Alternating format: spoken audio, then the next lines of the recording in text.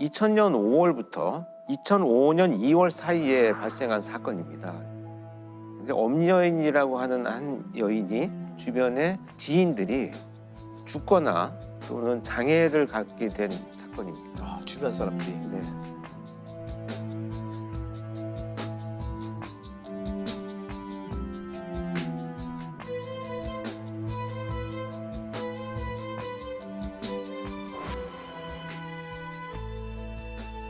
개요를 좀 몇 가지 하나씩 살펴보겠습니다. 첫 번째 사건은 남편을 살해한 사건인데요.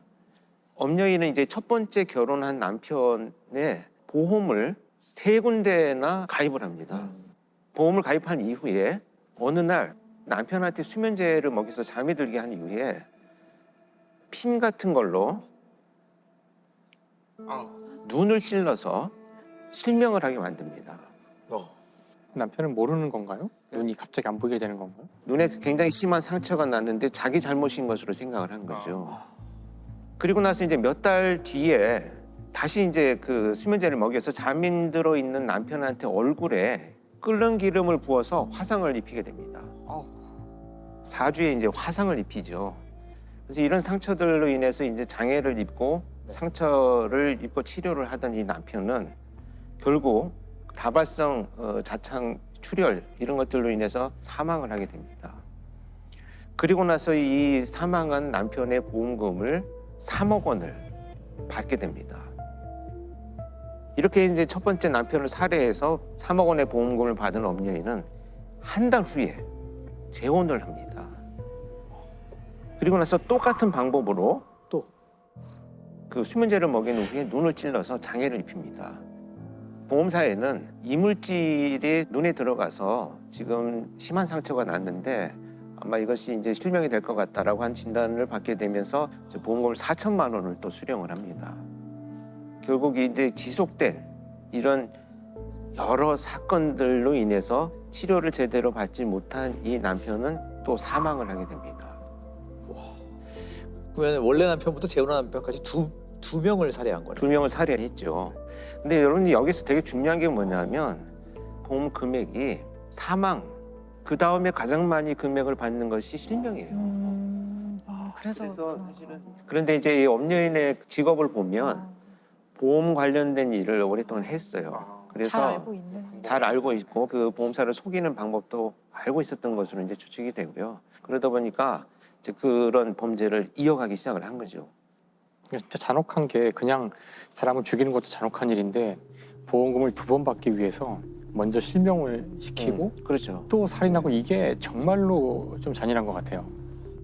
29살 주부 엄모 씨는 지난 2000년 남편에게 수면제를 먹인 뒤 눈을 찔러 멀게 했습니다. 치료를 받던 남편이 숨지자 엄 씨는 보험금으로 2억 8천여만 원을 타냈습니다. 2년 뒤에 재혼한 남편도 똑같은 방법으로 당해 치료를 받다 숨졌습니다.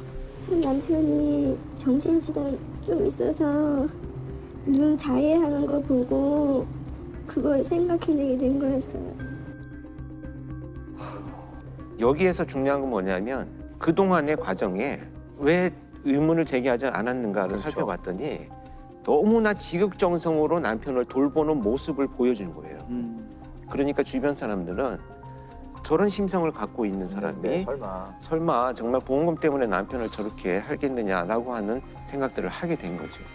보험사들은 보험금을 2번이나 남편의 죽음으로 그런 약간 데이터들이 공유가 안 되나 봐요. 당시에는 사실 공유가 되지 않았었습니다. 지금은 누가 봐도 의심받을 네, 수밖에 없는 상황이에요. 이 사건은 특히나 가족들의 이의 제기도 없었고 장애로 인한 보험금 수령이었기 때문에 아마도 초기에 발견되지 않았던 안타까운 과정을 겪고 있습니다.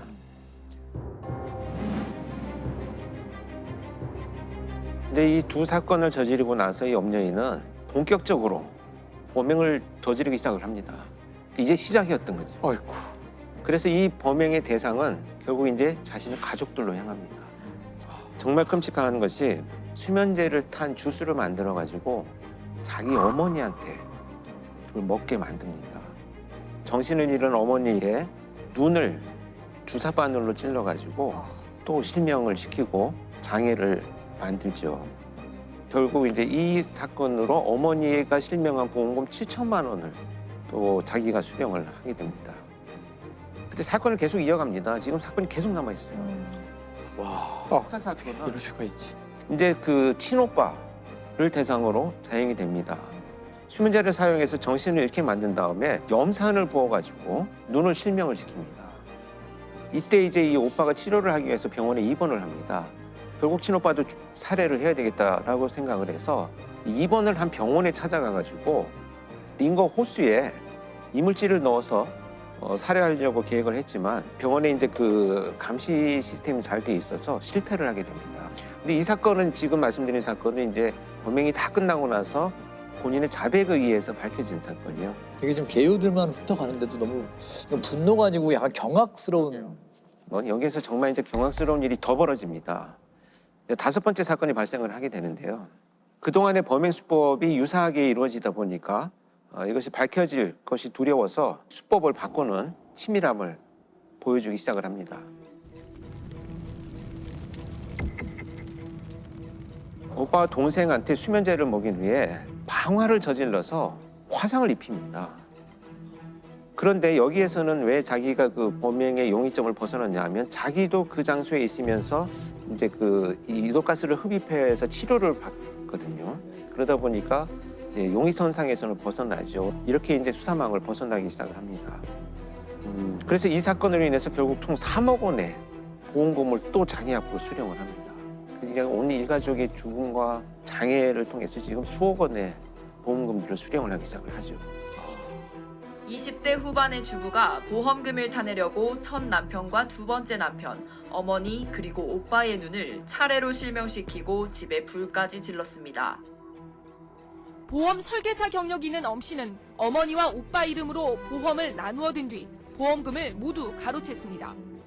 제가 그랬을 거라고 생각 안 했었을 거예요.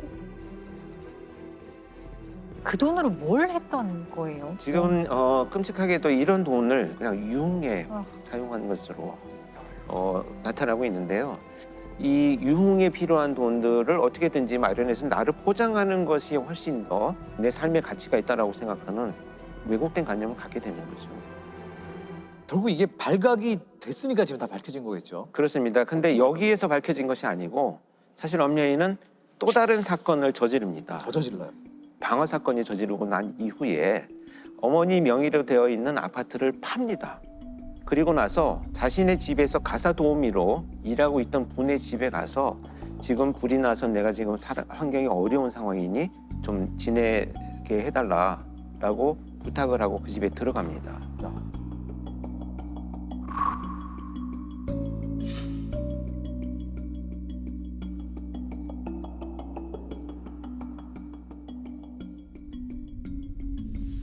강 씨의 집에서 거기에서 또 방화 범죄를 저지릅니다. 결국 그 화재로 강 씨 남편은 사망을 합니다. 그리고 강 씨는 그 화상을 입어서 이제 병원에 입원을 하게 되고요. 그리고 자기도 이제 현장에 있었다라는 이유로 용의선상에서 벗어났는데 마지막까지 이제 시도를 하기 위해서 심지어 강 씨가 입원해 있는 병원을 불을 지르려고 갑니다. 그래서 시도를 하는데 네. 다행히도 이제 그 방화 미수에 그칩니다. 이때 이제 그 주변 사람들한테 발각이 되어가지고 체포가 되면서 이 수많은 악행들이 드러나게 됩니다. 엄 씨는 잠시 머물렀던 파출부 강모 씨의 집에도 불을 질러 강 씨의 남편을 숨지게 한 혐의도 받고 있습니다. 결국 이로 인해서 최종 무기징역이 선고가 되어가지고 수감 생활을 하고 있습니다. 이 엄여인의 사이코패스 그 점수라는 게 있다고 하는데 그게 아주 화제였던 것 같아요. 저도 실제 그 이제 송치되기 전에 분석을 하기 위해서 프로파일링을 하기 위한 면담을 했었는데 사이코패스 검사는 40점 만점에 24점, 25점이 넘어가면 굉장히 위험한 사람이다라고 평가를 합니다. 그 알고 계시는 뭐 유영철, 뭐 강호순 이런 자들이 뭐 37점, 38점 이렇게 되니까 굉장히 높은 위험성을 갖고 있다라고 표현하는데 엄여인은 죄책감의 결여, 그다음에 충동성, 자기중심성 이런 것들을 평가하는 사이코 체크리스트에서 40점에 육박할 것이다. 전부 이렇게 진단을 하고 있습니다. 그러니까 자기중심적 사고나 또는 충동성 이런 부분들이 굉장히 심각하게 높았던 제가 직접 만났을 때는 의외로 거의 말을 하지 않았었어요. 아. 그러니까 어떤 의미로 저는 받아들였냐면 일종의 수치심을 느꼈다라고 생각을 하는데요. 범행을 저지른 결과에 대한 수치심이 아닙니다. 이건 자신에 대한 수치심이에요. 들켰다는. 그러니까 무슨 얘기냐면 이렇게 자신에 대한 수치심을 갖는 경우는 과도한 자존감이 있는 경우에 이 모든 일들이 내가 이렇게 잘못한 것이 아니고 내가 잘못한 것이라고는 체포될 만한 빌미를 내가 만들었기 때문에 내 스스로 수치스럽다라는 이런 의미를 그러니까 더 잘할 수 있었는데 그렇죠. 내가 잘못해서 잡혔다. 그 자신에 대한 연민을 드러내는 그런 면담의 느낌들을 많이 받았습니다. 투구꽃 살인 사건. 이렇게. 투구꽃. 네. 카미야 치카라라는 이제 40대 남자고요. 이 남자는 사건 일어날 때 부인과 결혼한 지 불과 3개월밖에 안 됐었어요. 신혼부부였죠. 네. 이들 부부는 오키나와를 여행을 합니다. 오키나와를 여행을 하다가 여행 마지막 날 이제 호텔에서 같이 아침을 먹고 체크아웃을 하고 공항에 가요. 공항에 가서 카미야는 나는 이제 급한 일이 생겨서 돌아가겠다. 당시에는 친구들이랑 여행을 계속 해라. 네, 이래가지고 이때가 한 12시쯤인 것 같아요. 카미야는 이제 가고 이 부인은 친구랑 같이 오키나와 섬 옆에 이시가키 섬이라고 섬을 가요. 네. 네. 이제 이시가키 섬에 도착하니까 1시 조금 안 되고 택시를 타고 호텔로 가는데 네. 거기서부터 이 카미야의 젊은 부인이 좀 상태가 안 좋아져요. 막 땀을 막 흘리고 뭐 좀 약간 호텔에 가서는 급격히 상태가 안 좋아져가지고 막 구토를 하려고 하고 약간 마비 증상이 오는 것 같고 그래서 친구들이 구급차를 불러가지고 병원으로 갔는데 3시쯤 병원에서 사망을 해요. 이상하죠. 전날까지 멀쩡하던 그렇죠. 사람이 네, 나이가 많은 것도 아니고 누가 봐도 변사인데 그렇죠. 그래서 사망 다음 날에 남편의 허락을 받아가지고 부검을 하는데 사인이 뭔지 잘 모르겠고 약간 심장 색깔이 바뀌어 있었다고 해요. 근데 이 남편이 태도가 너무 침착해요. 너무 흥분함도 없이. 그리고 이 남편이 이제 이 법의학자분한테 한 이상한 말 중에 장기를 다 제자리에 두셨나요? 이런 게 물어봤다고요. 장기를 다 제자리에 두셨나요? 예. 이게 남편이 아내 부검 뒤에 법의학자한테 할 말이 좀 이상한데. 아니잖아요. 뭐 그런 건 묻지 않죠. 네. 부검이라는 행위는 정확한 사인을 찾기 위해서는 장기에 대해서는 얼마든지 손을 대거든요. 근데 대신 외형적으로는 깔끔히 마무리해 주십시오. 이런 부탁은 해요. 네. 네. 그래서 이 법의학자분이 그 부검 보고서에는 그냥 급성 심근경색이라고 쓰는데 좀 이상하다 생각을 하면서 뭐라고 뭐 증거는 없으니까 사인도 잘 모르겠고 그래서 이 법의학자분이 심장이랑 혈액을 따로 보관을 하세요. 검사용 말고 따로 네. 내가 또 보관을 한 네, 거죠. 보관을 했습니다. 그리고 이 친구들이 남편을 좀 의심을 합니다. 이 남편이 카미야라는 남자가 알게 된 지 6일 만에 청혼을 하는데 부인한테 자기가 공인회계사다 이렇게 얘기를 했는데 친구들이 보기에 좀 이 남자가 공인회계사 같지가 않은 거예요. 그래서 공인회계사 명단을 입수를 해가지고 봤더니 거기에 카미야 치카라라는 이름은 없었어요. 그래서 당신 공인회계사 아니지 않냐 했더니 카미야는 내가 공인회계사는 아니고 중소기업에서 회계를 봐주는 컨설팅 일을 하고 있다. 뭐 이러면서 대충 업무적 넘어갑니다. 그리고 좀 으스스한 게 카미야가 집에서 자기가 영양제를 만드는 사람이었어요. 자기가 영양제를 만들어서 부인한테 맨날 먹였어요. 그러니까 이거 좀 이상하죠. 그래서 친구들이 경찰에도 이거를 제보를 하고 언론사에도 제보를 하고 보험회사에도 연락을 합니다. 혹시 이 사람 생명보험 든 거 없냐. 카미야는 처음에는 자기가 보험 든 게 없다고 했는데 나중에 보니까 있었어요. 있었고 아내 이름으로. 아내 이름으로. 액수가 너무 컸어요. 1억엔이 넘는 수령액을 받게 돼 있는데 이게 1986년 일이었으니까 당시 환율로 한국 돈 10억 원에 해당하는 돈을 받게 될 예정이었고 그러니까 지금의 가치로 따지면 한 30억 정도 된다고 해요. 너무 의심스럽잖아요. 모든 게 다 인과관계 있을 것 같은데. 네. 그래서 언론사가 먼저 취재를 합니다. 이 카미야 치카라라는 사람 주변을 보다 보니까 이 사람이 결혼 이번이 사실 3번째였는데 앞에 부인, 그 앞에 부인도 다 심근경색으로 사망했어요. 너무 심지어 2번째 부인 사망할 때는 보험금도 받았어요. 당시 경찰이 이제 야 이게 사망금을 노린 보험 살인이겠구나 하고 이제 의심을 하게 되죠. 그래서 그 부검이한테 다시 연락을 합니다. 사법 부검을 해달라 이렇게 의뢰를 해요.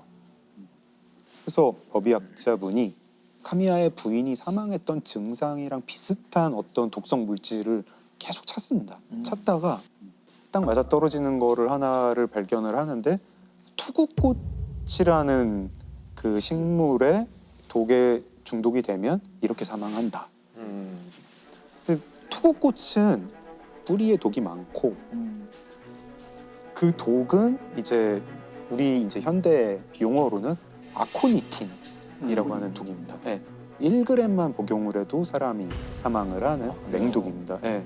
증상은 일단 먹으면 입에서 침을 많이 흘리게 되고 전신마비도 되고 구토도 오고 부정맥이 오는 그런 신경독이에요. 그렇죠.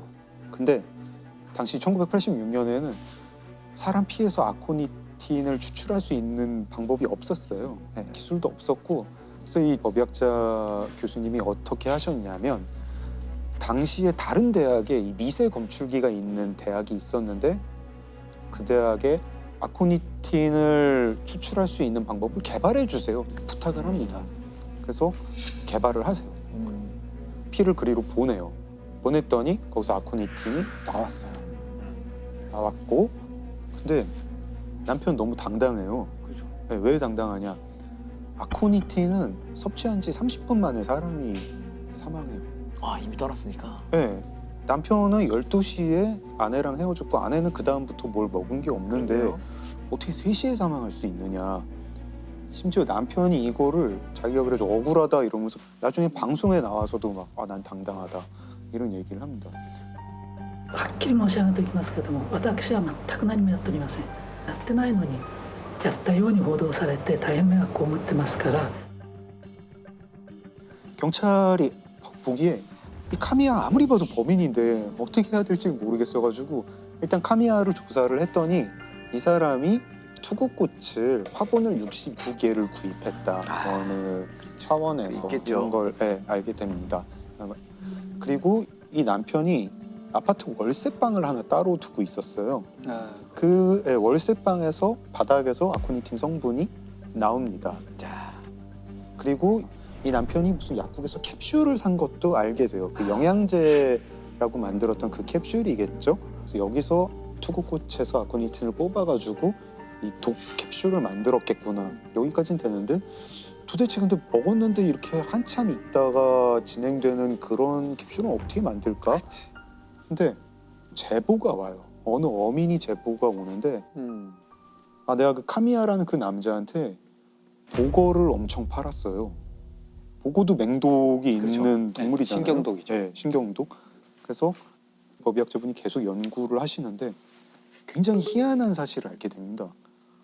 보고독이랑 아코니틴이 몸에 들어오면 둘이 서로 방해를 해요. 기량작용. 네, 기량작용을 합니다.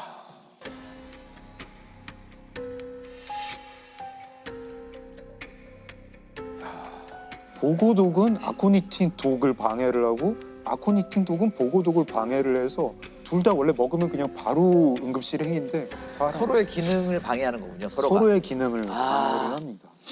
노벨상급입니다. 아니 그거를 연구할 정도면 그냥 연구를 하지. 정도는 연구비로 받을 수 있을 텐데. 범인 카미야 치카라. 이 사람은 그러니까 아파트를 빌려가지고 자기 사설 독극물 연구소를 차린 거잖아요. 그런 거네요. 나중에 보니까 생쥐도 여러 마리 구입을 했더라고요. 그 아파트에서 어떻게 하면 보험금 잘 탈 수 있을까? 어떻게 하면 사람 잘 죽일 수 있을까? 이거를 가지고 치밀하네요. 치밀하죠. 세상에. 이거는 연쇄살인의 계획이네요. 그러니까 첫 번째, 두 그 번째 사건만 마찬가지고. 가지고 네. 이렇게 연구할 리는 그렇죠. 없어요.